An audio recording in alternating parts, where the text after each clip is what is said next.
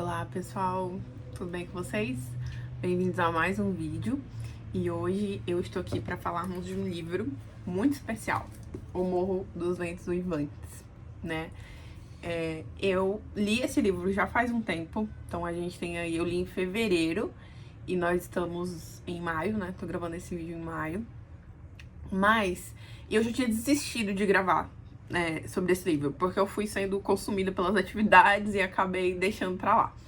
Mas eu resolvi registrar as minhas considerações sobre esse livro por algumas razões muito específicas. Primeiro que, como eu comentei aqui já, acho que em algum outro vídeo, essa foi uma leitura que me marcou muito mesmo. Marcou não só pela história em si, mas porque a partir disso eu quis ler mais da obra das Irmãs Brontë.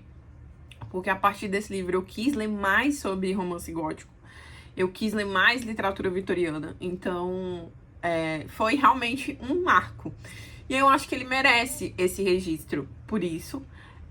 E também porque é um livro que eu certamente vou reler, né? É um livro que não foi, assim, amor desde a primeira página, né? Eu comecei a gostar do livro, né? Conforme a leitura avançava. E ele foi ganhando o meu coração, de fato.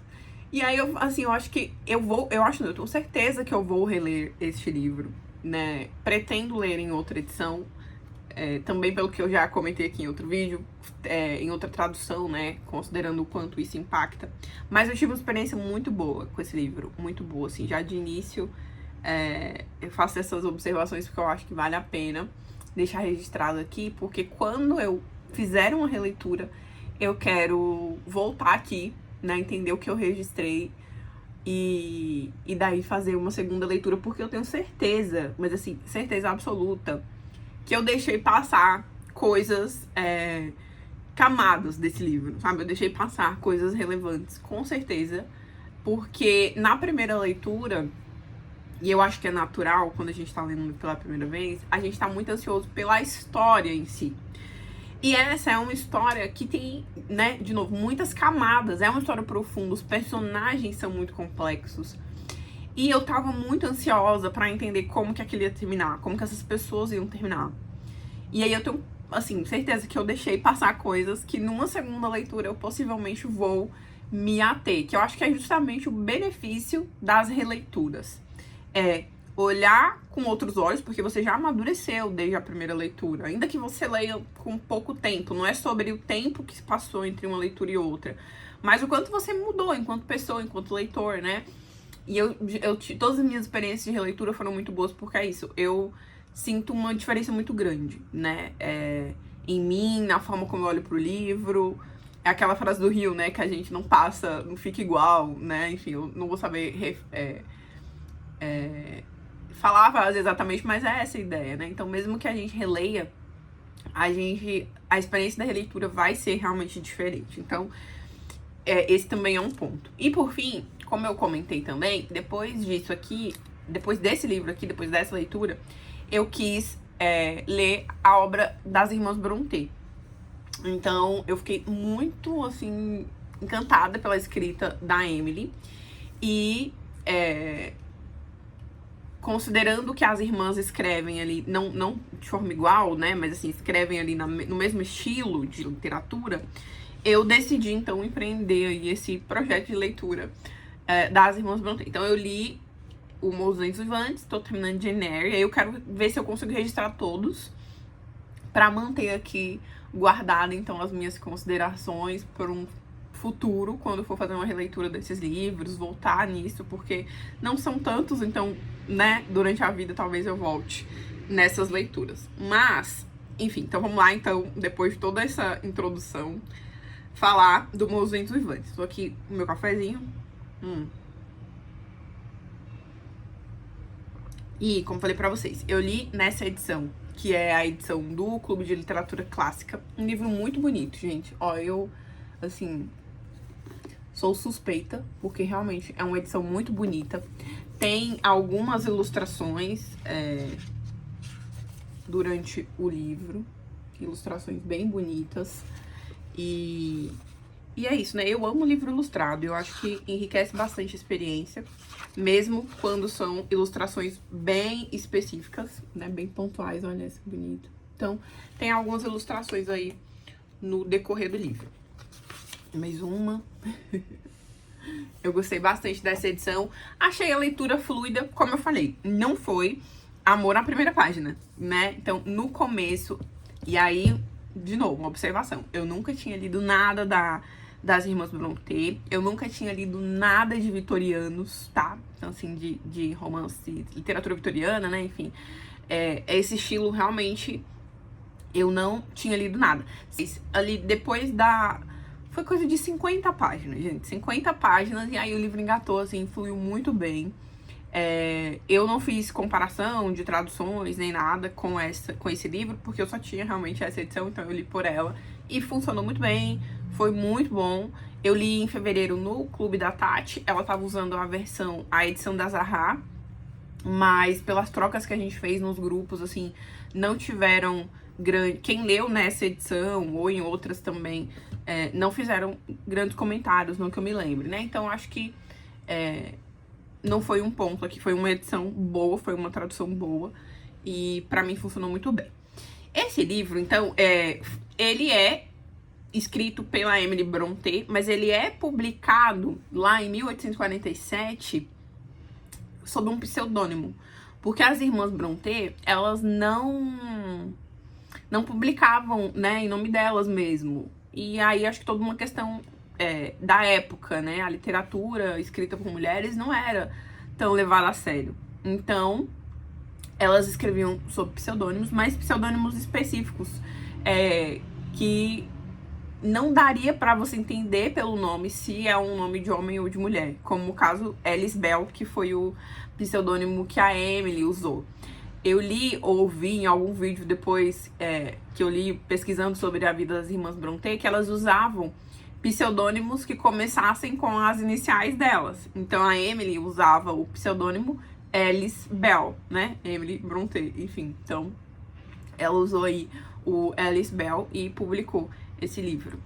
Ele é dividido em 2 volumes, né? Então, tem 2 volumes. Depois também nas pesquisas, lendo, acho que vendo o material da Tati também, a gente viu que ele foi publicado inicialmente separado e depois unificado, né? Então, hoje aqui tem os 2 volumes, né? Então, a gente tem a história inteira.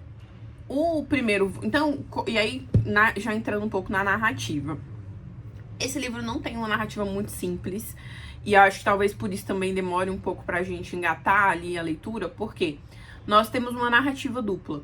No início do livro, a gente tem a história sendo contada pelo Lockwood, que é um visitante, um senhor que tá visitando uma propriedade. Então ele fala que ele está hospedado em uma propriedade e o senhorio dele mora em outra, que é ali perto. Então, ele está hospedado na propriedade que se chama Thrushcross Grange. Me perdoem o inglês, mas a pronúncia não é tão simples. Mas ele tá nessa propriedade, então, em Thrushcross Grange. E o senhorio dele, então a pessoa que locou aquela propriedade para ele, né, mora em Whitehorn Houses, acho que é isso? Em Whitehorn Heights, que é o Morro dos Ventos Uivantes. Então, essas 2 propriedades são muito importantes na história, né? O Morro dos Ventos Uivantes, ou Whitehorn Heights, é onde boa parte da história se passa, mas ao mesmo tempo também boa parte da história acontece também em Thrushcross Grange. Essas propriedades, elas são tão importantes que em determinado momento da história a gente sente como se fossem verdadeiros personagens, porque tem toda uma atmosfera, né? Assim como as charnecas, né? Essa propriedade, as 2 propriedades, conforme a gente vai lendo ali e a narrativa vai contando pra gente, elas estão situadas em meio a charnecas. Então são aqueles grandes bosques, né? Assim, é uma zona rural bem afastada, pelo que a gente consegue entender aqui do livro. Então, o Lockwood começa, então, fazendo esse esclarecimento pra gente, que ele tá hospedado lá em Thrushcross Grange, e ele vai visitar o senhorio dele em Wuthering Heights, no Morro dos Ventos Vivantes. E ele fala que nessa visita ele já achou as pessoas daquela casa um pouco estranhas, que aquele ambiente não é muito acolhedor, que as pessoas ali têm um ar estranho, as pessoas ali não são muito amigáveis, né?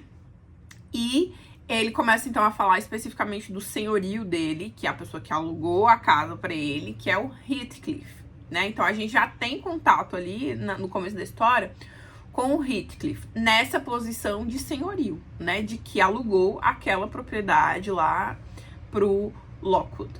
Nessa visita que ele faz, e aí fica muito claro que o Lockwood sente esse ambiente meio hostil, ele acaba não conseguindo voltar para casa dele e precisa passar a noite ali, por conta de uma tempestade, né, enfim. Então ele não consegue voltar para casa onde ele está hospedado, né, para outra propriedade, que fica ali próximo. E ele acaba passando a noite ali, e aí a gente já começa ali no início do livro ter, então, contato com elementos sobrenaturais, porque o Lockwood vai dormir lá, né, ele vai ser hospedado ali, vai passar a noite ali, e ele vai, durante a noite, e aí antes, né, de ele dormir, ele acaba encontrando livros ali escritos de uma pessoa que se chama Catherine.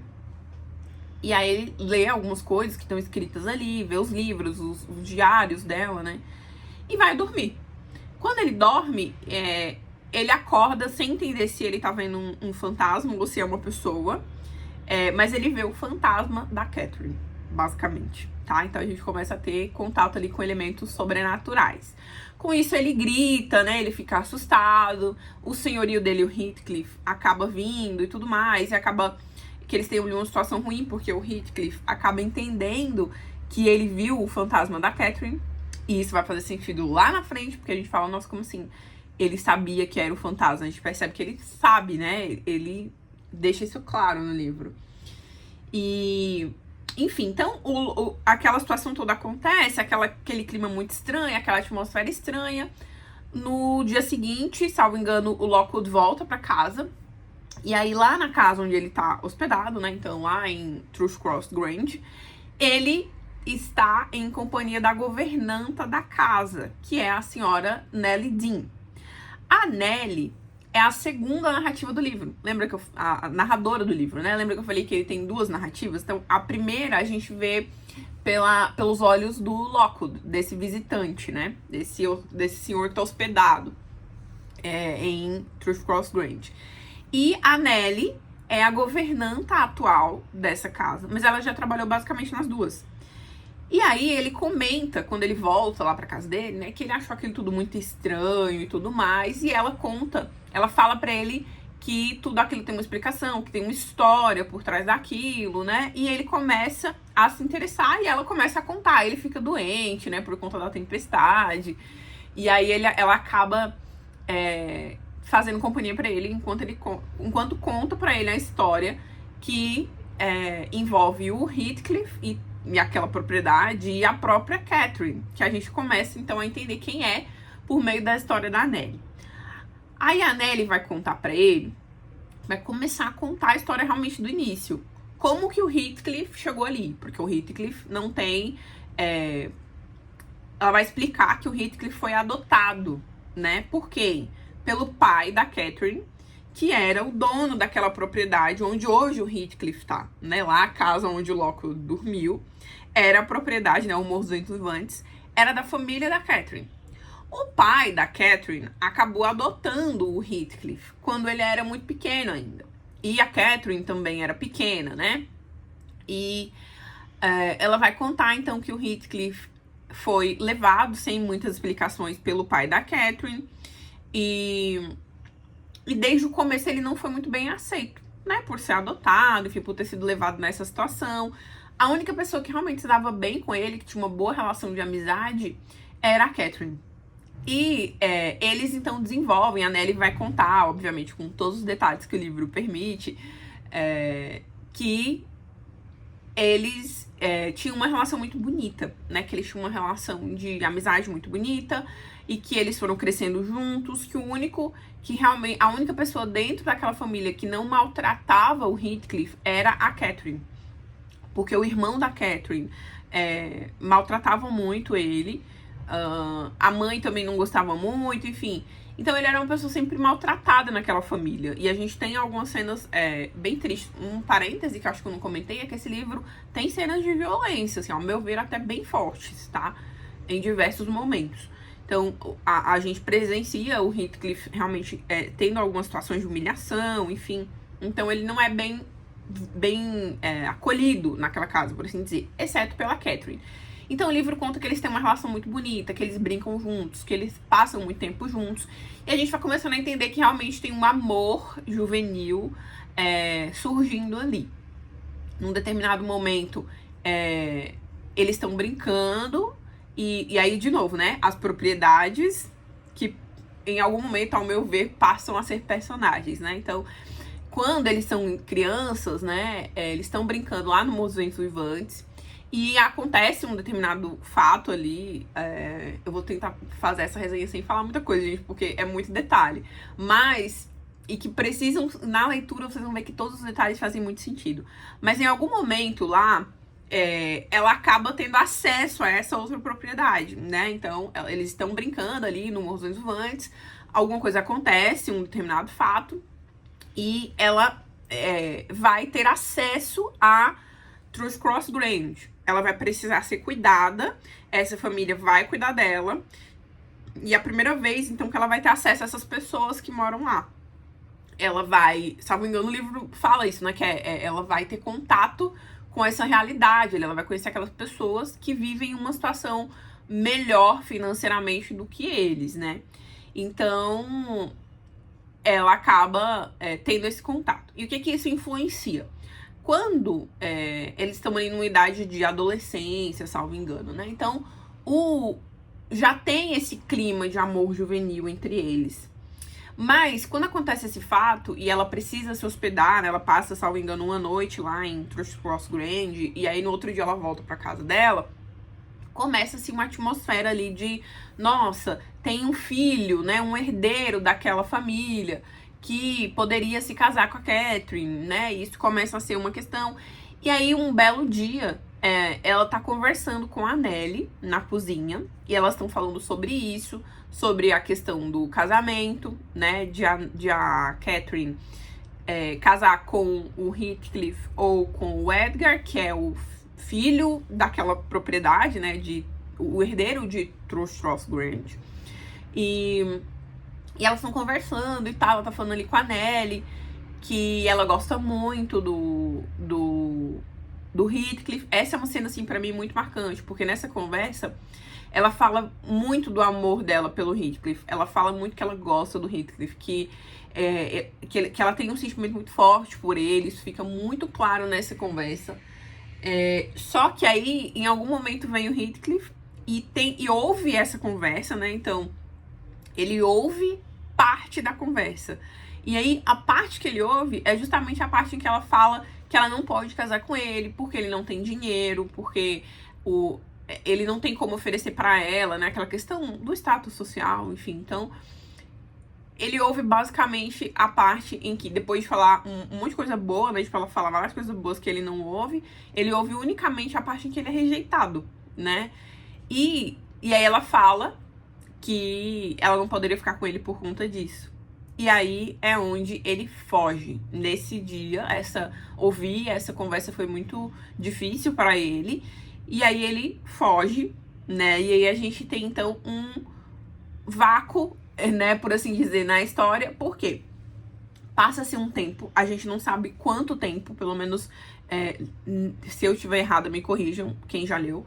Mas não fica claro quanto tempo se passa. A gente só sabe que se passam muitos anos, porque dá tempo da Catherine ali sofrer, né? Ficar esperando, achando que ele vai voltar e que ele nunca volta. E ela se casa efetivamente com o Edgar. Então ela vai morar lá em Thrushcross Grange. E a família dela continua no 200 Uivantes. E ela Então desenvolve esse relacionamento, ela continua, ela segue a vida dela. Um belo dia, a gente tem essa virada de chave ali, né? O primeiro plot twist, por assim dizer. O Heathcliff volta. E aí ele volta, assim, totalmente mudado. Ele volta rico, muito rico. A gente não sabe como ele ficou rico. E isso é uma questão, né, que eu acho que não fica claro o livro inteiro. A gente só sabe que ele volta muito rico. E aí ele volta rico e com uma sede muito grande de vingança.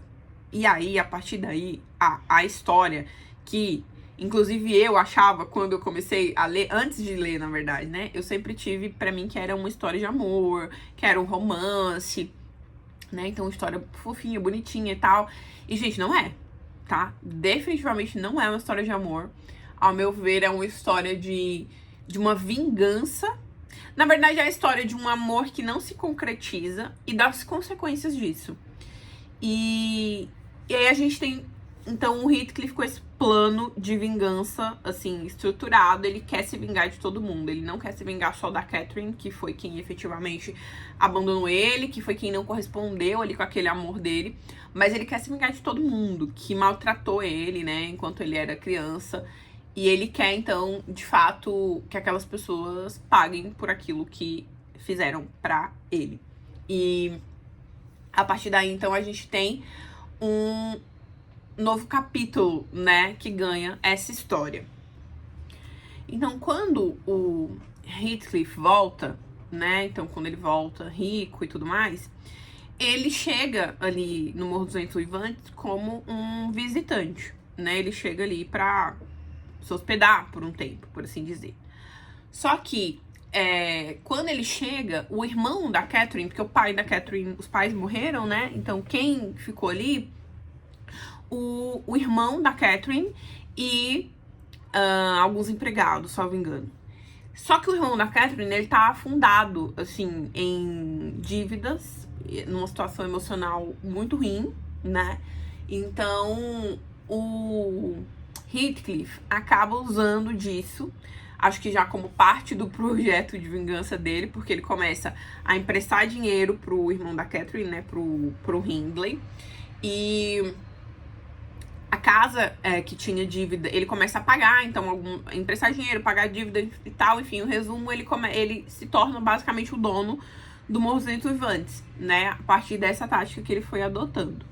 E enquanto, em paralelo a isso, a relação dele com a Catherine vai ficando muito estranha, porque a Catherine tá casada, né?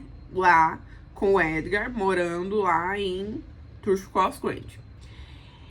E aí eles começam a ter umas conversas muito estranhas, assim, uma relação muito, muito maluca, porque a Catherine acaba que ela percebe que, assim, ela não pode largar a vida dela pra viver aquele grande amor, basicamente, né? Então a gente acompanha esse dilema, né, quando ele volta. Em um determinado momento, a Catherine vai ficar muito doente e ela começa, ao meu ver, dado aquele dilema em que ela não pode escolher, né, ela não pode nem viver, não é como se ela não pudesse, mas assim, é como se não fosse aceitável que ela deixasse aquela vida que ela tem pra viver um amor, né, que seria ficar com Heathcliff. E eu acho que ela vive um dilema tão grande que ela vai lá e acaba se entregando pra uma doença, né? E aí ela morre, né? E aí ela morre e aí com a morte dela, sim, um detalhe que o livro não deixa muito claro, foi uma coisa que eu lembro de na leitura ter voltado, conversado com o pessoal no grupo, assim, gente, onde ficou claro isso? Ela fica grávida, né? Nesse momento em que o Heathcliff já voltou e que ela ficou doente, ela fica grávida, só que durante a gestação ela começa meio que já a entregar os pontos, assim, e aí ela acaba que no parto ela não sobrevive, né? Então ela tem uma bebê, ela chega a ter uma filha do Edgar, e aí ela morre, tá? Então a filha dela também vai se chamar Catherine, então a Cathy, que é a Catherine filha, e ela, com o falecimento dela, encerra-se o primeiro volume do livro. No segundo volume, a gente tem aquilo que seria a possibilidade de, assim, de uma reviravolta. Porque é como se a gente tivesse... É como não, a gente tem a segunda geração. Porque a gente tem a filha da Catherine e a gente vai ter outros personagens também jovens. Aí, fazendo parênteses que eu não falei antes, mas que é importante falar agora, que estavam, acho que no primeiro volume do livro. Quando o Heathcliff volta, ele não quer se vingar só da Catherine, isso eu falei, né? Inclusive, para se vingar do marido da Catherine, ele vai lá e casa com a irmã dele, né? Então, ele casa com a irmã do Edgar e tem um filho com ela. Ele maltrata ela, ele trata, né, muito mal ela. Em um determinado momento, ela foge. Ela vai ter o filho dela longe, né? Salvo engano, ela já vai ter o filho dela fora daquela região ali do Morro dos Ventos Uivantes e de Thrush Cross Grange. Então, nós temos, a princípio, já dois personagens. Então, a gente tem a Katie, né? A filha da Catherine, que faleceu. Então, filha da Catherine com o Edgar. A gente tem o Linton, que vai ser, então, esse filho do Heathcliff com a irmã do Edgar, com a cunhada da Catherine falecida. Olha a árvore genealógica. E a gente vai ter também o Harrington. Quem é o Harrington? O Harrington é o Harrington. Me perdoe se eu estiver falando errado. Harrington. Ele é o filho do irmão da Catherine falecida. Lembra que o irmão da Catherine tinha ficado morando no Morro dos Ventos Uivantes, né? Que tava muito mal e tudo mais, enfim. Ele tem um filho. A esposa dele morre, enfim. Mas ele tem um filho que é o Harrington. O Harrington também fica morando lá no Morro dos Ventos Uivantes, né? Com o Heathcliff e os empregados. E aí, então, a gente tem 3 personagens dessa nova geração. A filha da Catherine, o sobrinho da Catherine, né? O Harrington. E o... que é primo, né? Então, os dois são primos da Katie. E a gente tem o filho do Heathcliff com a cunhada da Catherine, irmã do Edgar, né? Então, nós temos aí essa nova geração no volume 2. E a gente começa a ver que o Heathcliff não... o desejo de vingança dele não acabou quando a Catherine morreu. Pelo contrário, ele começa, ao meu ver, a ficar mais sórdido ainda com essa nova geração. Então, ele continua querendo se vingar. Com a morte da Catherine e conforme eles vão crescendo, né, a filha da Catherine e o filho dele, a gente vai ver que esse menino nem tava lá e ele acaba voltando, né, o filho do Heathcliff acaba voltando pro Morro dos Ventos Uivantes, né, pra morar com o pai. O tio vai buscar ele, na verdade, quando a mãe morre, né, mas ele acaba ficando com o pai. Enfim, gente, uma confusão. Mas o que interessa aqui pra gente sintetizar?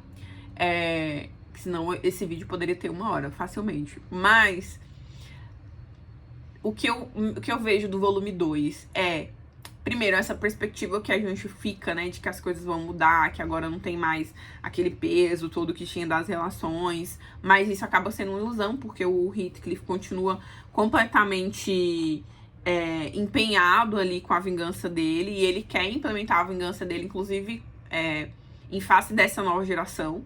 E como que ele quer fazer isso? Ele quer que a Katie, então a filha da Catherine, né, case com o filho dele.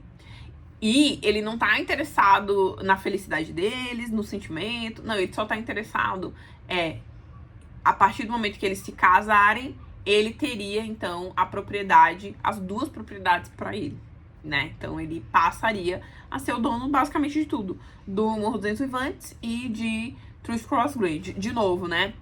Por isso que, pra mim, as propriedades têm esse papel muito importante, porque...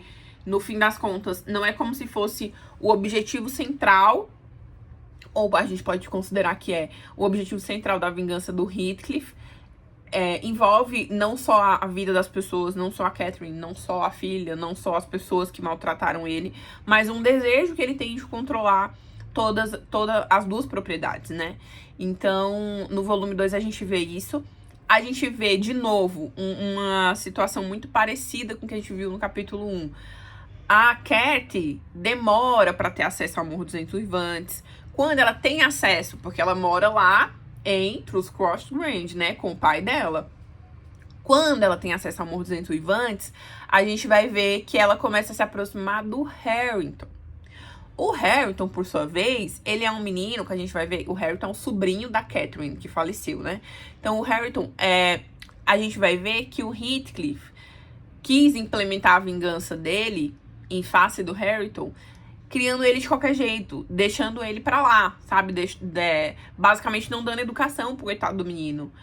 E aí esse menino, ele tem uma personalidade, tipo um bicho do mato, coitado, sabe? Porque ele não foi educado, ele é criado realmente como um bicho, assim. E tem situações muito tristes, como eu falei, das situações de violência, né? Então, algumas a gente presencia com o Harrington também, né? Ele é muito maltratado e dá muita dó mesmo, assim. Tem situações muito tristes. E a gente vê, então, surgindo esse sentimento ali da Cat com o Harrington, né? Então, o segundo volume é basicamente essa, a perspectiva ali, a ideia, né? Eu tentei não dar tantos spoilers, mas é muito difícil, porque é um livro muito complexo, muito cheio de detalhes. E, enfim, mas, gente, é isso. Eu fiquei completamente encantada. Esse livro, com certeza, entrou pros favoritos da minha vida. Assim, hoje, qualquer lista de livros que eu faço, assim, quais os livros que mais te marcaram na sua vida, esse livro vai entrar, porque ele me marcou muito.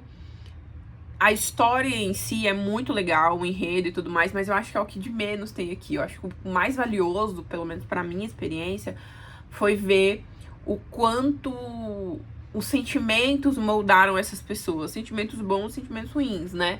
Especificamente com relação ao Heathcliff, a gente vê o quanto a vingança pode destruir relações, mas o quanto a vingança destrói a própria pessoa, né? A gente vê o quanto ele se destrói, o quanto ele vai se corroendo mesmo e se acabando enquanto pessoa, em busca de uma vingança que, enfim, fica a critério de cada um ler e entender se ele de fato se ele concretiza isso e como ele se sente no final. Acho que esse é o ponto, assim, é observar isso, sabe? Porque muito além do enredo ali, que é um enredo interessante, de novo, né? A gente fica, como eu expliquei, na minha primeira leitura, eu fiquei muito ansiosa o tempo todo pra entender como que ia terminar, né? O que aconteceria. Mas as falas dos personagens, né? Eu fiz muitas anotações, assim, tipo, eu ia colocando, ai meu Deus, que hipócrita. Enfim. E que coisa horrível, né? Eu fui manifestando meus sentimentos aqui nas anotações. Porque, de fato, a gente tem muitas crueldades aqui. Não é um livro bonitinho, não é um livro, romancezinho bobo. Nem um pouco, assim. É um livro muito pesado até, sabe? Mas que é isso, eu acho que vale muito a pena. Com certeza, assim, marcou meu ano e entrou pra minha lista de leituras favoritas. Eu quero, como eu falei, ler em breve alguma outra tradução. Eu quero fazer uma releitura, né? E aí eu devo ler numa tradução diferente pra ter uma outra experiência. Mas foi demais. Foi assim, gente, 10 de 10, 5 estrelas. Tenho nada pra questionar, assim. Eu não vou dizer, esse é o livro da minha vida, porque eu acho que é muito forte dizer que um livro é o livro da sua vida. Mas com certeza esse aqui entrou pra minha lista de favoritos. E eu já coloquei, né, no Instagram, quando eu tava lendo o Jane Eyre, né, que eu estou aqui lendo, ó, tô quase terminando também. Falta só um pouquinho. E eu escrevi que eu não sei como eu demorei 30 anos pra conhecer a literatura das Irmãs Brontë. Porque realmente foi pra mim um bálsamo ler esse livro e ver que eu gosto tanto, porque eu tô amando a Jane Eyre também. E descobri realmente que eu gosto muito delas. Só li os 2 livros, mas já sei que eu gosto bastante. Enfim, é isso, gente. Foi uma experiência muito boa. Me conte aqui quem já leu, o que vocês acharam. E se foi também um livro que marcou vocês, pra gente trocar figurinhas. É isso, me perdoem se eu tive algum erro, alguma coisa, porque é uma história muito complexa.